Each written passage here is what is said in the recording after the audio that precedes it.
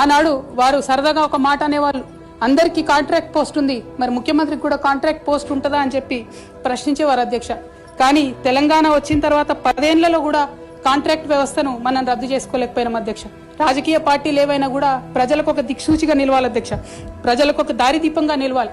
పార్టీలోనే అంతర్గత ప్రజాస్వామ్యం లేకపోతే రాష్ట్రంలో ఎట్లా ప్రజాస్వామ్యం ఉంటుందనే విషయాన్ని కూడా మనందరం గమనించాలి. కాబట్టి ఈ మాట చెప్తా ఉన్నాను అధ్యక్ష.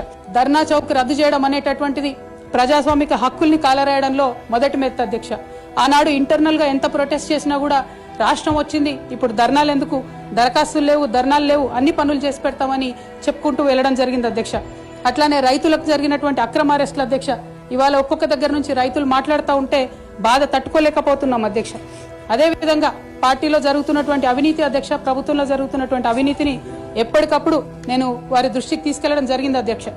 అమరజ్యోతి నుంచి మొదలు పెట్టుకుంటే అధ్యక్ష, అంబేద్కర్ విగ్రహం దగ్గర నుంచి మొదలు పెట్టుకుంటే అధ్యక్ష, సెక్రటేరియట్ నుంచి మొదలు పెట్టుకుంటే అధ్యక్ష, కలెక్టరేట్లలో కూడా తీరని అవినీతి జరిగిన మాట ముమ్మాటికి వాస్తవం అధ్యక్ష.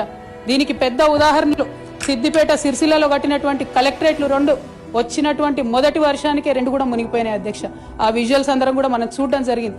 ఇక సిద్దిపేటలో, సిరిసిల్లలో కట్టిన కలెక్టరేట్లకే దిక్కు లేకపోతే మొత్తం రాష్ట్రంలో కట్టినటువంటి అన్ని బిల్డింగ్లు ఎట్లుంటాయన్న విషయాన్ని కూడా ఒకసారి తెలంగాణ ప్రజలు ఆలోచించుకోవాలి అధ్యక్ష. అధ్యక్ష, ఉద్యమకారుల విషయంలో తీరని నిర్లక్ష్యం గురైంది అధ్యక్ష.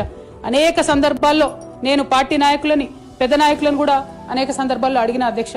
వేరే విధంగా సహకరించకపోతే, వేరే విధంగా వాళ్ళకి హెల్ప్ చేయలేకపోతే కనీసం సీఎం రిలీఫ్ ఫండ్ కింద మనిషికి 10 లక్షలు ఇద్దాం, ఎక్కడోళ్ళు అక్కడ సెటిల్ అయిపోతారు అధ్యక్ష అని కూడా అడిగినాం అధ్యక్ష. నీళ్లు, నిధులు, నియామకాలు అనేటటువంటి మన మెయిన్ ట్యాగ్ లైన్ ఏదైతే ఉంటుందో అధ్యక్ష, అన్నిటినీ కూడా గండు కొట్టుకుంటూ పోయినాం అధ్యక్ష.